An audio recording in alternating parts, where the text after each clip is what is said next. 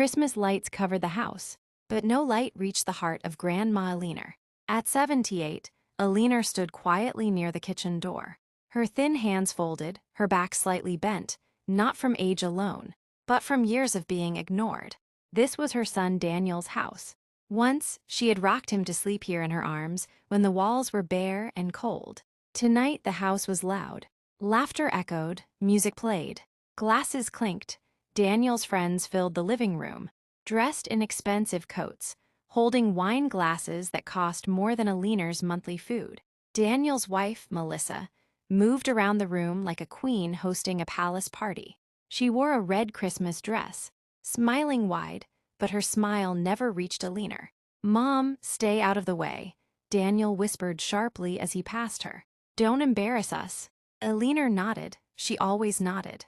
She had offered help earlier. "I can wash the dishes," she had said softly. Melissa hadn't even looked at her. "You'll break something," she replied coldly. Now Alina stood near the counter, feeling invisible in a house that once felt like home. A guest laughed loudly. Someone asked for water. Alina moved instinctively. A mother never forgets how to serve. Her hand shook slightly as she reached for a glass. Then, crash, the sound sliced through the music. The glass shattered on the floor. Silence followed. Every eye turned toward her. Alina froze. "I'm sorry," she whispered. "I didn't mean." Melissa gasped dramatically. "Are you serious?" she shouted. "You can't do one simple thing without ruining everything." Daniel rushed over, not to protect his mother, but to protect his image. "Mom," he snapped. "What is wrong with you? Look at this mess." Guests exchanged awkward glances. Alina bent down immediately, her old fingers trembling as she tried to pick up the broken pieces. "I'll clean it," she said. "Please." "Stop it," Melissa yelled. "Don't touch anything. You'll cut yourself and make more drama." One of the guests laughed nervously. Another whispered, "Is that his mother?" Daniel's face burned with shame. Not shame for how his mother was treated, but shame that she existed. "You always do this," he said loudly. "Always embarrassing us in front of people." Alina felt something break inside her, something no glass could ever match. Then Melissa did something unforgivable. She stepped forward and slapped Alina across the face. The room froze. Alina staggered back, her cheek burning, her eyes wide, not in pain but disbelief. A mother slapped on Christmas night by her son's wife. That was the moment love officially died in that house. And that was the moment someone else stood up. The room stayed frozen after the slap. Music still played softly in the background, but now it sounded wrong, mocking, almost cruel. Alina touched her cheek slowly, as if her hand did not believe what had just happened. Her skin burned, but the real pain was deeper, heavier, unbearable. No one spoke. Not her son, not her daughter-in-law, not a single guest. Daniel looked away first. "Why are you making a scene?" he muttered, rubbing his forehead as if his head hurt more than her face. Alina's lips trembled. I didn't mean to break the glass," she said quietly. "I was only trying to help." Melissa crossed her arms, her voice sharp like broken glass on the floor. "Help," she scoffed. "You ruin everything you touch. You always have." The words hit harder than the slap. One guest shifted uncomfortably. Another coughed. Someone whispered, "This is awkward." Alina slowly bent down again, ignoring the sting in her cheek. She picked up the shattered pieces with bare hands. A thin line of blood appeared on her finger. No one noticed. Or worse, no one cared. "Look at her," Melissa said loudly, laughing nervously. "Playing the victim again." Daniel finally spoke, his voice cold and tired. "Mom, just go to your room. You're embarrassing us." That sentence crushed her. Not hurting us, not upsetting us, embarrassing us. Alina stood up slowly, her knees shook. She looked at her son, the boy she had once carried on her back to school, the child she stayed awake for when he had fever, the man she had sacrificed her entire youth for. "Daniel," she whispered, "I am your mother." He didn't answer. Melissa rolled her eyes. "Oh, please," she said. "Don't start with emotional drama in front of our friends." That's when Mark spoke. Mark was one of Daniel's oldest friends. He had been invited for Christmas dinner like the others. But unlike them, he hadn't laughed. He hadn't whispered. He hadn't looked away. He stood up slowly. Enough, Mark said firmly. Everyone turned toward him. She's your mother, he continued, his voice steady but angry. And this is how you treat her, over a glass. Melissa scoffed. This is a family matter. Stay out of it. Mark shook his head. No, he said. This stopped being a family matter the moment you raised your hand on an old woman. The room fell silent again. Daniel snapped, mind your own business, Mark. Mark looked straight at him. I can't, he replied, because what I'm seeing here is disgusting. Alina felt tears filling her eyes, not because of pain, but because for the first time that night, someone saw her. She raised you, Mark said. She gave you everything, and you can't even give her respect. Melissa's face turned red. If you don't like it, she shouted, you can leave. Mark nodded calmly. I will, he said, but I'm not leaving alone. He turned to Alina and gently spoke. Mom, come with me. Alina hesitated.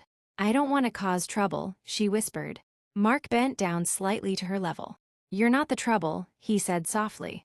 You're the victim. Daniel laughed bitterly. Take her, he said coldly. We don't need this drama tonight. That laugh shattered whatever hope was left in Alina's heart. She looked around the room one last time, the Christmas tree, the lights, the smiling guests. The house she once dreamed would always feel safe.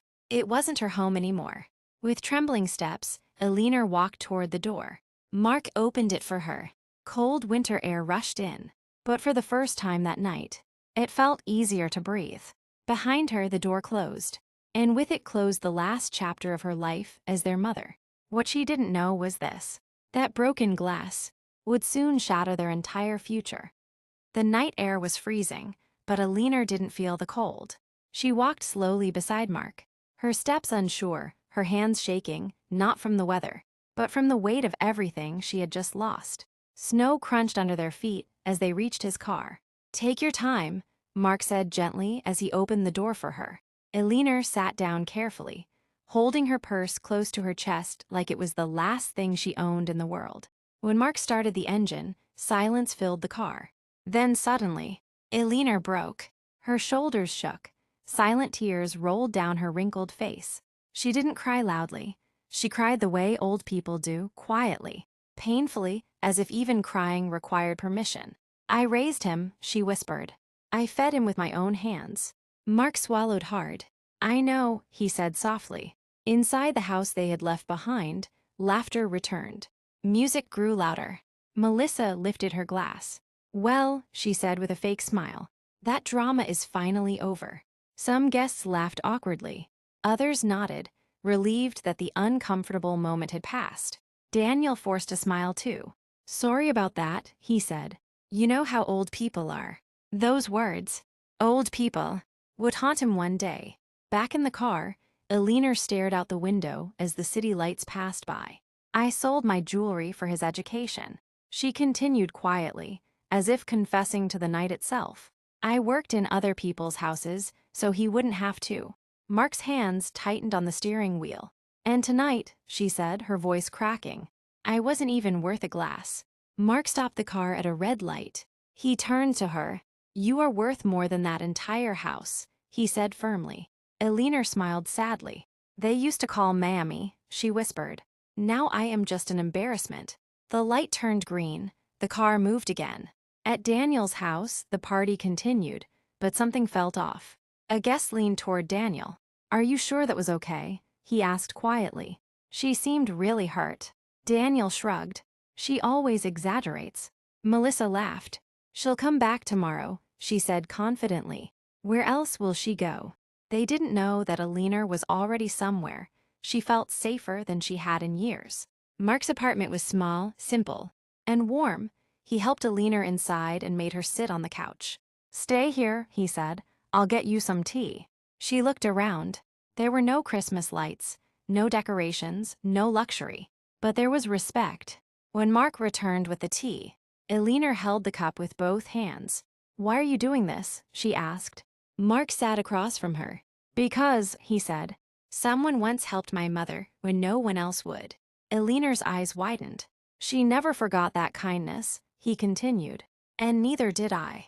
Tears rolled down Alina's face again, but this time they were different.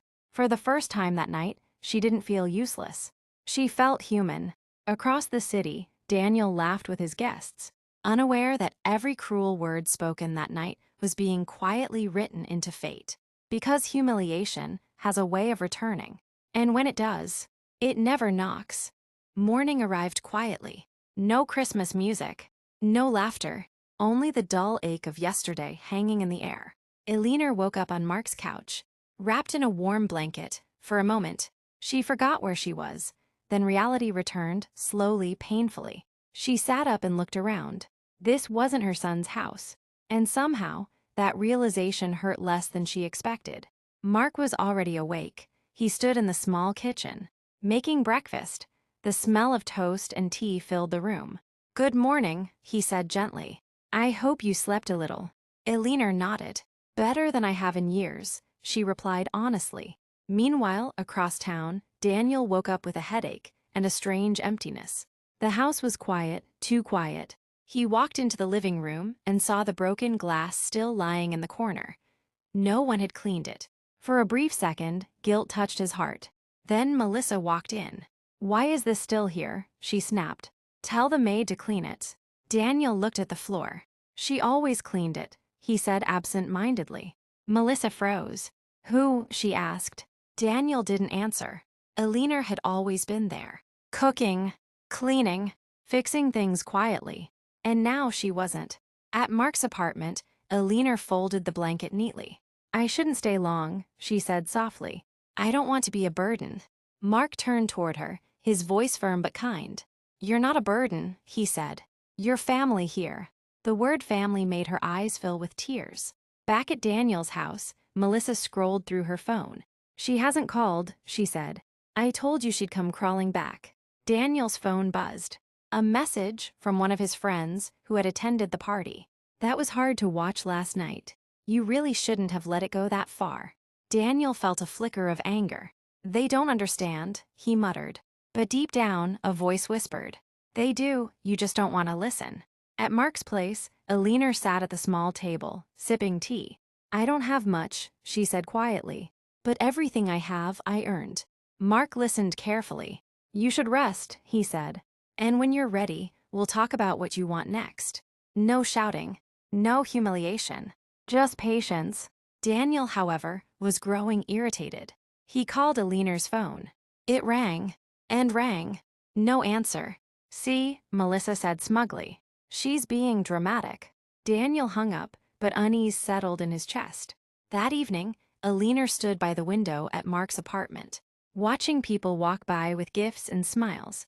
"I gave him everything," she whispered to herself. "And he forgot me in one night." Somewhere far away, Daniel stared at his phone, finally realizing something terrifying. For the first time in his life, his mother wasn't waiting for him anymore. And when a son forgets his mother, life has a cruel way of reminding him. The memory refused to leave Daniel's mind. No matter how hard he tried to ignore it, the sound of that slap echoed inside his head, sharp, loud, final. He hadn't stopped it. That truth sat heavy in his chest. Melissa moved around the house angrily, throwing cushions back into place, slamming cabinet doors. "She's doing this on purpose," she said. "She wants attention." Daniel stayed silent. For the first time, her words didn't sound convincing. Across town, Eleanor sat quietly as Mark's sister. Anna gently cleaned the small cut on her finger. "You shouldn't have picked up broken glass," Anna said softly. Eleanor smiled weakly. "I didn't want to make things worse," she replied. Anna looked at her with disbelief. "Worse," she said. "They slapped you." Eleanor lowered her eyes. "It wasn't the slap," she whispered. "It was my son watching it happen."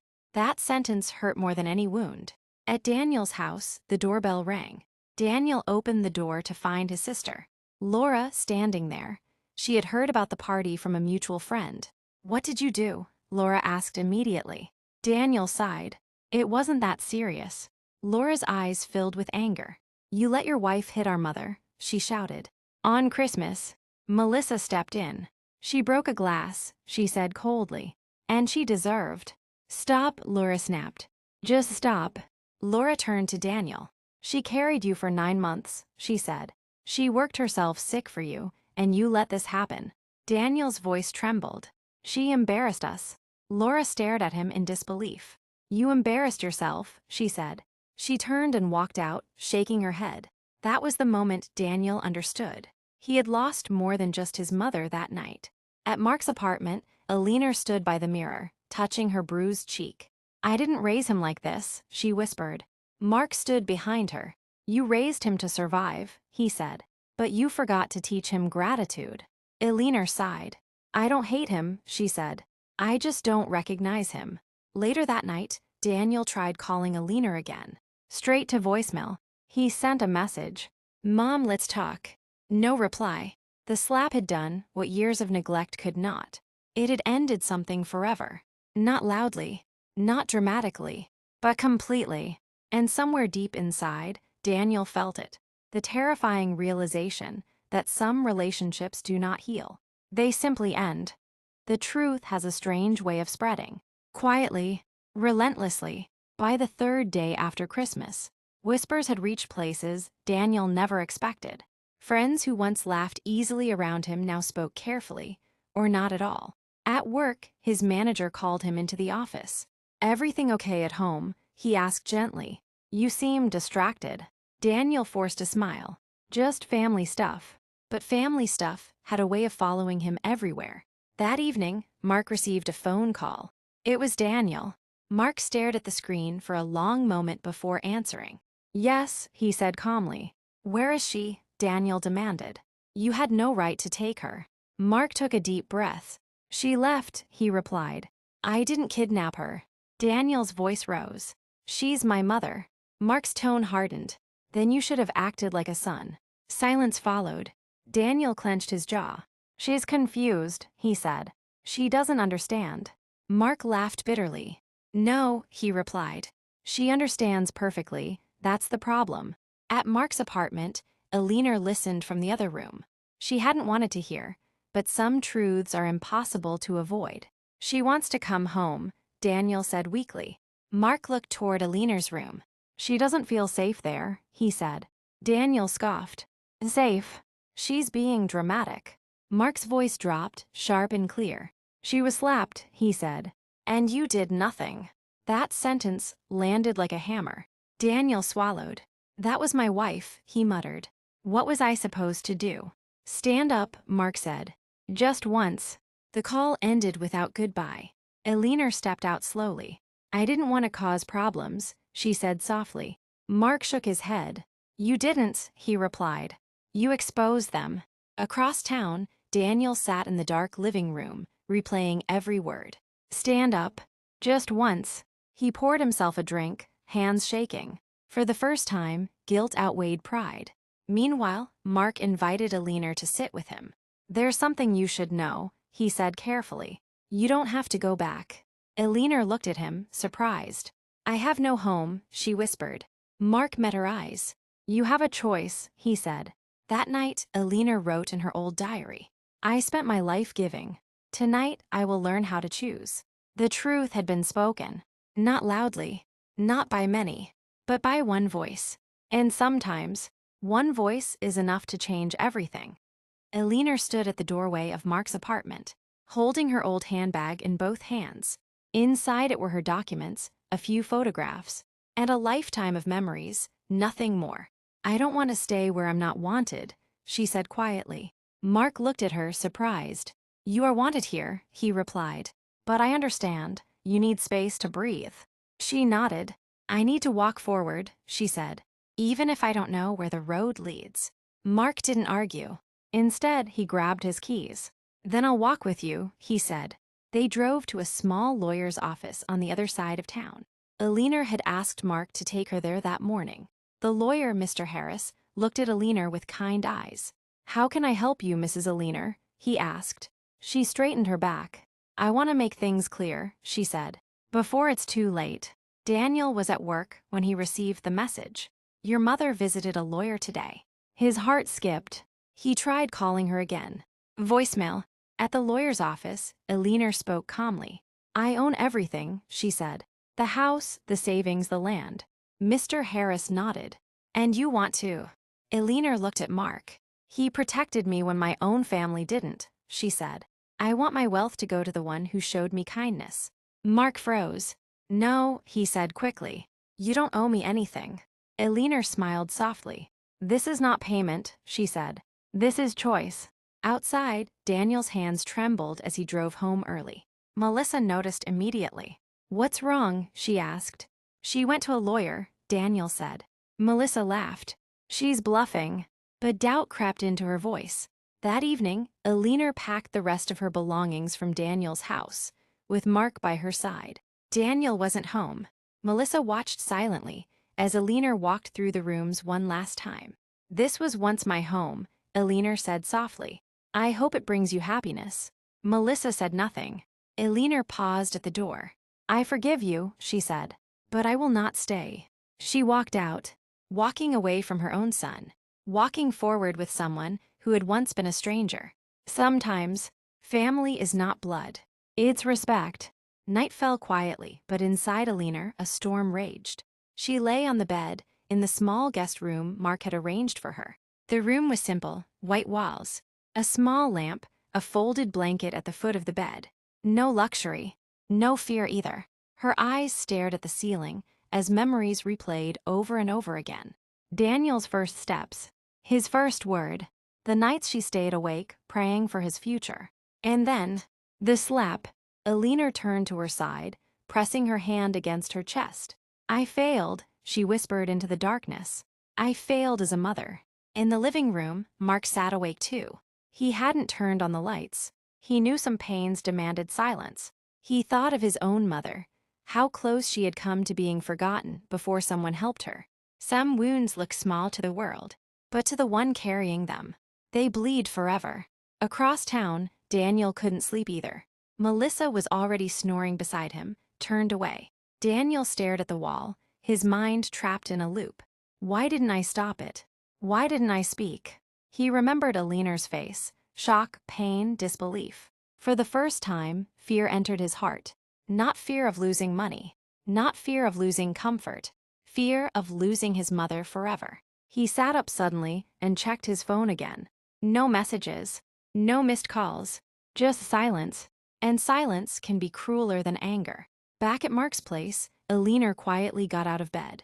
She walked to the window and looked out at the sleeping city. Everyone sleeps so peacefully, she murmured. Do they know how much pain exists in the world? A tear slid down her cheek. She didn't wipe it away. She let it fall.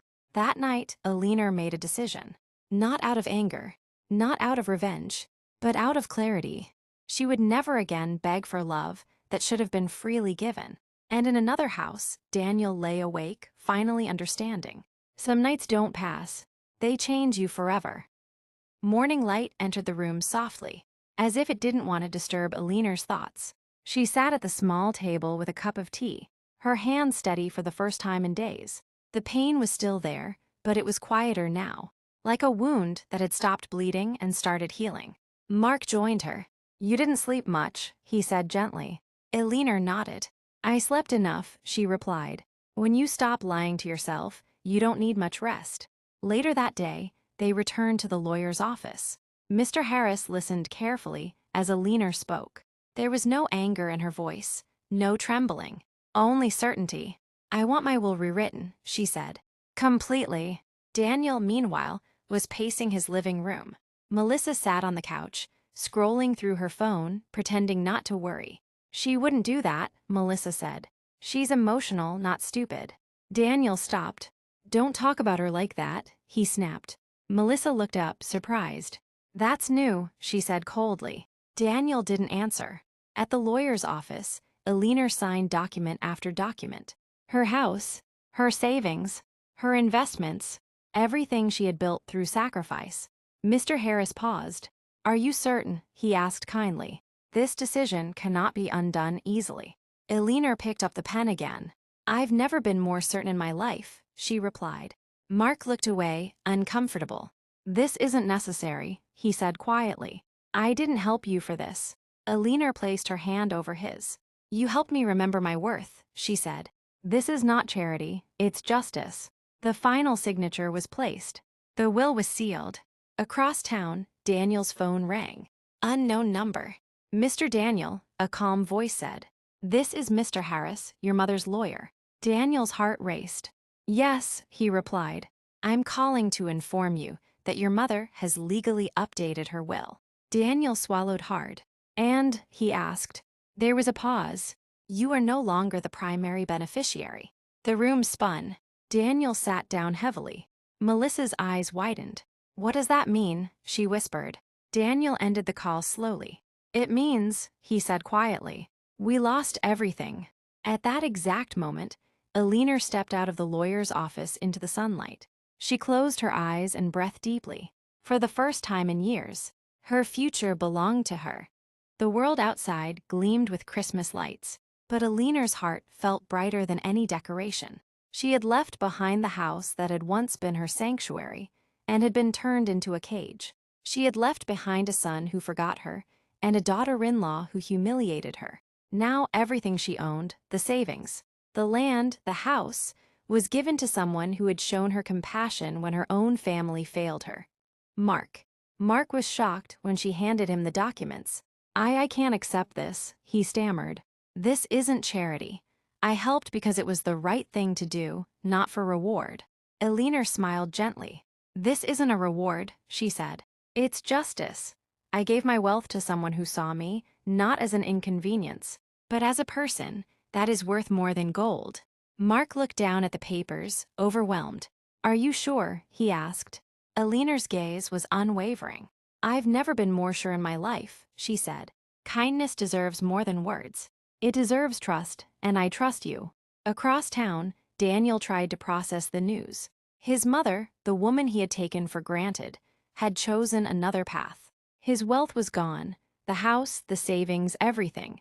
Melissa looked at him in disbelief. What how? She asked. She's giving it to someone else. Daniel said nothing. No words could express the mix of anger, shame, and disbelief churning inside him. Meanwhile, Alina walked through the streets with Mark by her side. The air smelled of winter, of pine, of new beginnings. I feel free, Alina whispered. Mark glanced at her, a smile touching his lips. You earned it, he said. Your life belongs to you now. And in that moment, Alina realized the true meaning of giving, not giving out of obligation, not giving to those who hurt you, but giving to someone who values your worth. The sun rose slowly over the city, casting golden light on their path. Sometimes, wealth isn't measured by money. Sometimes, wealth is measured by respect, love, and the courage to choose yourself. Alina had chosen wisely. Daniel sat in the grand living room, staring blankly at the empty fireplace. The house, once vibrant with laughter and holiday cheer, now felt hollow. He tried to call Melissa, but she was silent, scrolling her phone, her usual arrogance replaced with unease. The knock came at the door. It was a neighbor, one Daniel barely knew. Daniel, I heard about your mother. The neighbor said cautiously. Are you okay? Daniel's hands trembled as he closed the door. I'm fine, he muttered, but he knew he wasn't. Across town, Alina and Mark sat in the small apartment, sipping tea. The newspaper lay open on the table. Headlines screamed about business ventures failing overnight. Houses being sold, fortunes lost. Daniel's family was suddenly facing the consequences of years of arrogance and neglect. Melissa tried to call Alina, but the call went straight to voicemail. Alina looked at Mark with quiet satisfaction. Karma doesn't hurry, she whispered, but it never forgets. Meanwhile, Daniel watched helplessly as the world he had built on comfort and entitlement began to crumble. Every investment failed. Every friend questioned their loyalty. Every family connection grew distant. He thought of the night of the Christmas party, the slap, the humiliation, the laughter at his mother's pain. And finally, Daniel understood. You cannot mistreat those who love you and expect life to go on untouched. Alina, on the other hand, walked through the winter streets with Mark, feeling a lightness she hadn't felt in decades. The city lights twinkled around her, but this time they mirrored something more. Justice served quietly, kindness rewarded, cruelty left behind. Sometimes the universe has a way of knocking, and when it does, it is swift, fair, and unforgettable. Daniel's home, once filled with warmth, lights, and the laughter of parties, had grown cold and quiet. Melissa paced the empty hallways, her heels clicking against the floor, echoing like distant reminders of better days. The luxury cars outside no longer mattered. The accounts were frozen, the investments failed, and the house that once felt like a palace now seemed like a cage. She opened the fridge, empty. "Daniel, what do we do?" she whispered, panic creeping into her voice. Daniel sat on the couch, staring blankly at the walls. The weight of shame, regret, and helplessness pressed down on him. Every decision, every cruel word toward his mother, now returned to him like a boomerang of life's justice. Outside, the neighbors whispered. Some avoided them entirely. The whispers were not only about their sudden poverty, but about how they treated Alina, their own mother. Daniel's children, who had been spoiled and pampered, now stared silently at their parents, confused and scared. For the first time, they felt the absence of stability, the absence of respect that had once been demanded so effortlessly. Melissa collapsed into a chair, tears streaming down her face. I didn't think she would do it," she sobbed. Daniel finally spoke, his voice hollow. "She gave everything to someone who actually cared." The silence that followed was heavier than any wealth they had ever possessed. For Alina, the world outside was now a place of warmth and opportunity. For Daniel and Melissa, it was a cold reminder of what they had lost, not just money, but the love and respect of a woman who had given her life to them. Sometimes, the doors that are closed in life are not meant to punish. They are meant to teach lessons we refuse to learn otherwise. And behind those closed doors, Daniel finally understood the depth of his mistakes. Daniel sat alone at the dining table, the faint light of a single lamp casting long shadows across the empty plates before him. The house was silent, too silent. For years, he had measured success by money, comfort, and appearances, but tonight none of that mattered. Melissa slept fitfully in the bedroom, muttering apologies in her dreams. Daniel couldn't find rest. Every memory of Alina's face haunted him, the slap, the tears, the dignity with which she walked away. He remembered the Christmas party vividly, how she had bent to pick up a broken glass, trembling only to be humiliated in front of friends and family. The realization hit him like a hammer. Money is meaningless if respect and love are lost. He glanced at his phone. Messages from friends had dwindled. No one reached out, not because they didn't care, but because they had seen his cruelty. Daniel whispered into the darkness. "I should have stood up. I should have protected her." Melissa stirred. "What are you saying?" she asked, eyes half open. Daniel shook his head. "It's too late," he said quietly. "We treated her like a burden. And now we have nothing. Not wealth, not pride, not love." Across the city, Alina enjoyed her morning tea, sunlight streaming into Mark's modest kitchen. She smiled softly, thinking of how far she had come. She had warmth, respect, and peace of mind, things Daniel could never buy or reclaim. That night, Daniel realized a painful truth. Hunger is temporary, but regret lasts forever. And sometimes, regret is louder than any cry, louder than any slap, louder than hunger for wealth. It fills your soul and leaves no room for excuses. The winter air was crisp, carrying the faint scent of pine and snow. Alina stood by the window of her new apartment, hands clasped together, reflecting on the life she had lived and the choices she had made. Years of sacrifice, tears, and quiet labor had been invisible to the people she once called family. Yet in this moment, she felt a calm strength she had never known before. Mark placed a cup of tea beside her, a silent gesture of support. "You did the right thing," he said softly. Alina looked out at the city streets, watching families hurry by with gifts and laughter. She smiled, but her mind wandered to Daniel and Melissa. Justice was not in anger or revenge. It was in letting them face the consequences of their actions. Her wealth, her home, her hard-earned savings, everything she had poured into others who failed to see her worth, was now in the hands of someone who respected her. That act alone was her final statement. "I am no one's doormat. I am no one's servant. I am worth more than your scorn, more than your ignorance, and more than your cruelty." Somewhere across town, Daniel stared at the empty spaces in his bank account, the failed investments, and the cold walls of his once glorious home. He felt the sting of Alina's decision, a punishment not delivered by malice, but by justice and clarity. Elinor took a deep breath. For the first time in decades, she felt free, not just financially, but emotionally. A mother's love can endure anything, but when it is betrayed, the justice it seeks is not loud or vengeful. It is decisive and lasting, and Elinor's justice had been delivered. The following Christmas arrived quietly, without the usual fanfare. Daniel and Melissa sat in their grand living room, now eerily empty. The tree stood undecorated.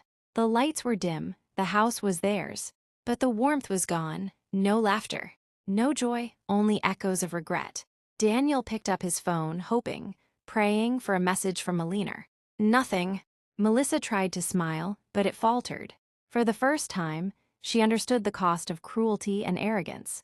Meanwhile, across the city, Elinor sat beside Mark, sipping tea as snow fell softly outside the window. The modest apartment was alive with warmth, respect, and laughter from a small group of neighbors who appreciated her wisdom and kindness. No Christmas party could match the peace she felt now. Elinor thought of her son and daughter-in-law. She did not hate them, she merely understood. Some people cannot see their mistakes until it's too late. Some hearts are too blinded by pride. This Christmas, she had forgiveness in her soul, but not for those who refused to honor her worth. And that was enough. She closed her eyes, feeling the snow kiss the window pane, and smiled softly. Christmas had returned, not to the house that had once been her cage, but to the life she chose to build for herself. For Elinor, the lesson was simple. Respect and kindness are more valuable than blood, and sometimes the best gift you can give yourself is to walk away.